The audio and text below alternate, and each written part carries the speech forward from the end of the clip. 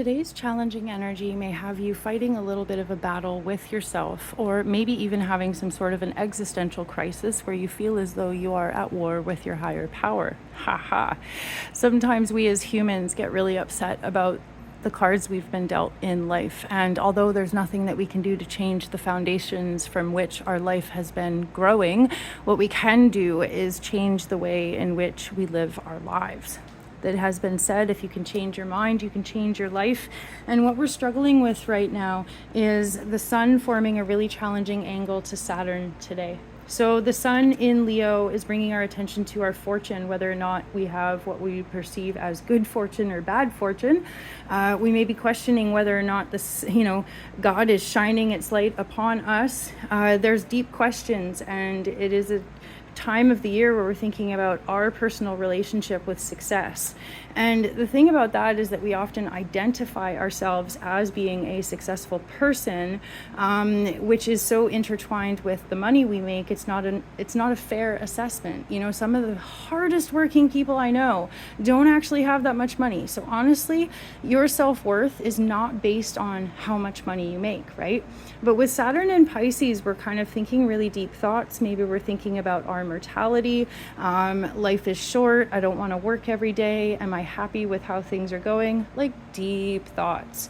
So definitely try not to take yourself too seriously today, but any cracks that expose themselves in your life, any ways in which you find yourself being profoundly dissatisfied, those are things to pay attention to. Now, the moon moves into Scorpio today, and the theme is power and control. Do we have power and control, or do we not? And whether or not the power and control in our lives is given away or taken away, we think about our personal relationship with the universe during this time. Really, really, really deep thoughts. Like I said, maybe even a crisis of faith. But it's important to remember that we are never being punished. And it's really just kind of like everybody jumping into this crazy holographic video game.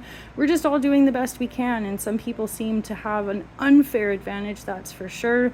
But the emotions around our experiences can sometimes block us from seeing the magic that exists and giving ourselves the opportunity to change what we have. So what I mean by that is that if we identify as whatever it is we're struggling with or doing, then our identity is so tied to our external circumstances that we don't necessarily see opportunities for change.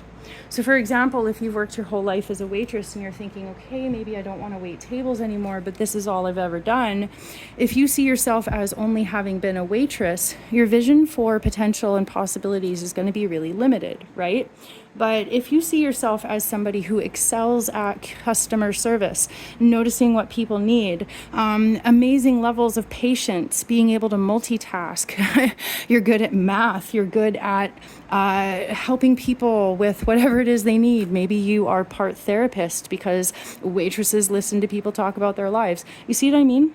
Now we've illustrated like 20 different amazing skills that can be applied in different situations.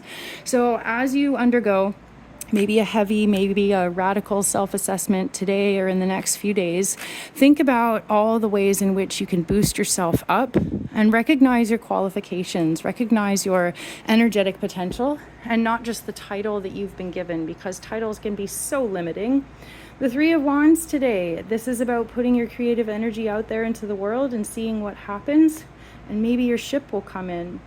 If you can imagine the possibilities and bring your fire into the third dimension, you can change everything by just seeing yourself differently.